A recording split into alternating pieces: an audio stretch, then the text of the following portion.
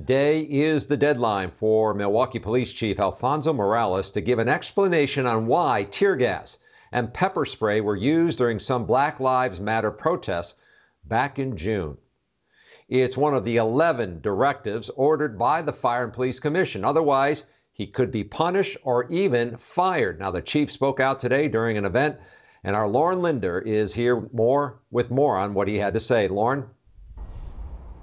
Charles, Milwaukee Police Chief Alfonso Morales was the headliner of a luncheon with the Milwaukee Press Club today. He didn't talk about that directive specifically, but instead, or the response to that directive, but he did talk about the difficulties that they've had with community outreach during this time in our history. Now, Morales was joined by his attorney during a conversation on a range of topics. He says he's proud of his officers who came to work despite losing some members, working in a pandemic and dealing with civil unrest in June. Morales says during that first week in June, his officers worked more than 16 hours a day.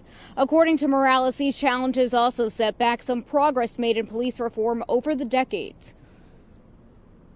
It's important that we're able to discuss our frustrations, but also find a way where we can work together to help what is actually the problems.